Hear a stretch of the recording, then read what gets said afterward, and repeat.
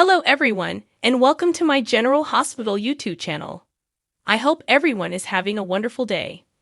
Before we begin, please hit the subscribers button and give this video a thumbs up. Thursday, November 30, 2023. Molly spends time with Willow and Amelia on General Hospital today. TJ seeks guidance from Portia. And Sam informs Christina that Drew is acting differently. At her house, Maxie and Felicia talk about Felicia lending a hand with her debt and giving it back to her once deception is profitable once more. When Cody and James arrive, he informs Maxie about James' progress in his writing lessons. They are James' favorite part of the week and he adores them. Because James told him about the difficulties assembling Georgie's desk, Cody has packed a toolkit. Cody doesn't mind, but Maxie keeps telling him that he doesn't have to. Later, after James and Cody leave Georgie's room, the youngster asks to show Maxie the desk that he and Cody built. Felicia thanks Cody for showing James so much love when he drags his mother away. James is a terrific horseman and will make a fantastic rider in the future, according to Cody. Felicia claims that her family has a long connection with horses. When James and Maxie get back, Maxie gives Cody credit for assembling the desk. James gives them a high five and says they did a great job. James informs Cody that he could build him a treehouse and that he has another task for them because the kitchen cupboard is loose and the front door is squeaky. Cody has a job, and Maxie argues that would take too long. Being the only boy in the house, James doesn't want Cody to go and wishes Cody was his brother. Maxie and Cody exchange glances. James learns from Maxie that although she has always desired a sibling, they will have to make do with Cody as a buddy. He believes that Cody would have been a fantastic brother. As Cody heads back to the stables, James lets him go. Felicia recalls Cody telling her that Mac wasn't his father and how she asked to view the test results he was holding. But Mac said it made no sense to look at them. Her face takes on a worrisome look. During Christina and Sam's stay, the subject of Scout and Westwood comes up. Christina attended the school and had a great time. She queries Sam as to why she doesn't believe Scout would be a good match at Westwood. Sam is doing well at her school, but she's not sure if this is the appropriate place for her. It was also her one happy place while Drew was incarcerated, so she anticipates that the adjustment will be difficult. Sam is unsure if she can say no, even though Christina urges she do. Sam has gone through a lot, and he wants to respect Drew's judgment about what is best for Scout and co-parent peacefully, because he has been gone from Scout for such a long time. She can sense he is still in pain from the assault. Sam acknowledges that Scout is reluctant to travel, and she expresses concern that Drew decided to go without consulting her. Christina believes he's attempting to compensate for the time he missed out on with Scout. Sam claims that Drew has changed and that there is something different about him. Sam notes that although Christina thinks Scout would be content there, she might not be. What's best for her is unknown to her. Sunny meets Michael and Nina at the Metro Court and is relieved to see them both there because they have an important matter to settle.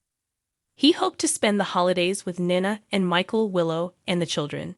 Michael says he needs to speak with Willow, who wants to make Christmas a big deal for the kids that morning. Sunny offers that they come over for dinner so he can prepare since he knows Carly hosts breakfast and the kids get together in the afternoon.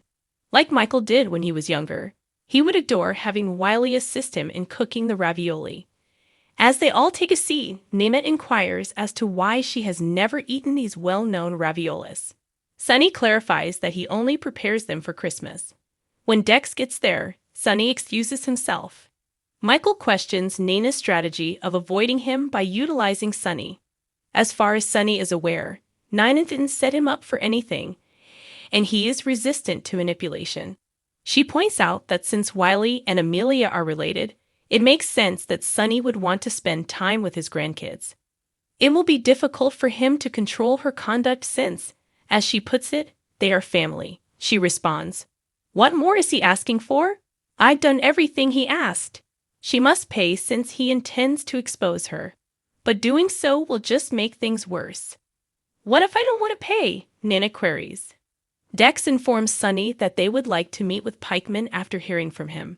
For the message, he thanks Dex. When Sunny returns to the table, he finds everything tense and inquires as to what is going on. Why is there tension, he wonders. Nina responds that there isn't, and she was only inquiring about Michael's gift to Wiley to avoid gift duplication. In order to make new memories, Sunny wants to offer Wiley some Yankee tickets. He says he hopes to see him at Christmas and walks off, saying he has to get going. Is Nina okay? Sunny asks. Sunny is reassured by Nina that everything is well, and it sounds like a great idea to host the family for Christmas. Sunny is aware that tensions remain between her and Michael. He doesn't need to apologize, she adds, but he does want her to know how much he values her patience. After Ava leaves for Windermere, her butler Giles greets her and pours her a cocktail. She recalls Sunny alerting her to the possibility that she might be a suspect in Austin's death. Dan stops by to see Ava just then. He is here on official business, as she assumes. When did she last see Austin Gatlin Holt? He queries. Dante responds that Austin is dead when she inquires about his whereabouts, assuming that she already knows this based on her unsurprised expression. After Dante divulges the specifics of Austin's demise, the Pawtuck police urge him to assist with their investigation. She observes that many people knew Austin, but he clarifies that Mason only abducted her. When Dante inquires as to when she last saw Austin, she replies that it was 2 days prior to Thanksgiving at her gallery. She worked late after he departed. Danny believes the cameras will provide her with an alibi, but she clarifies that the camera has been down and she neglected to include the rear. Dante is certain she will be questioned by the Pawtuck police. She promises to make sure her attorney is beside her. Dante walks away.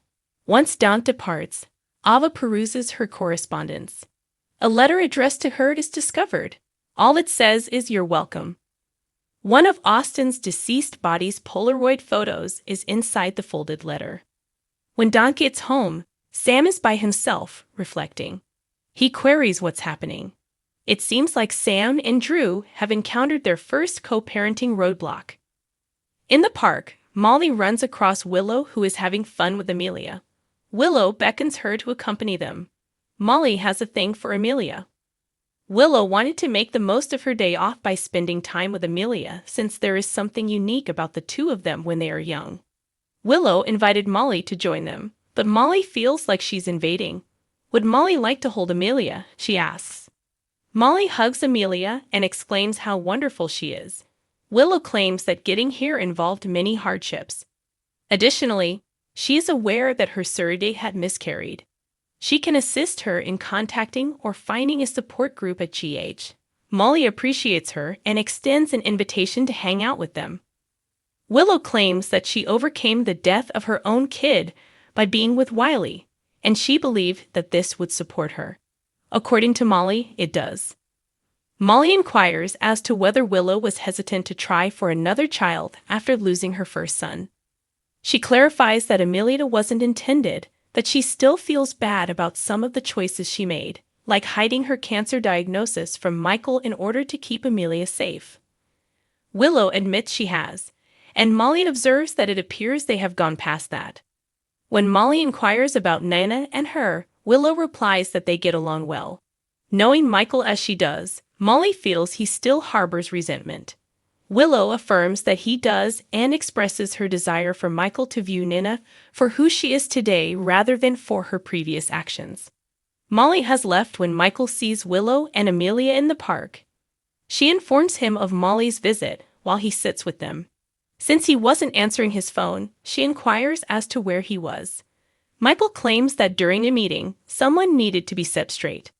Molly peruses the folder and the surrogate prospects somewhere else in the park. When Molly starts crying, Christina shows up out of nowhere to console her. TJ tells Portia at the hospital that he is still grieving and that Molly wants to look into finding a new surrogate. Perhaps he shouldn't have, but he wants to put it on hold. When he asks whether she feels that starting over is rushing things, Portia responds that it isn't. It's a leap of faith that everything will work out, Portia says, adding that she's recently learned that life is too short to put off happiness and that there's never a perfect moment to start a family. Though Portia asserts that tension is a constant and that time stands still, TJ is unsure if he is prepared to put himself through this much stress. She wishes him luck with her decision, and he thanks her for the advice. Thanks for watching. If you like this video, so please don't forget to subscribe to my channel and don't miss any updates.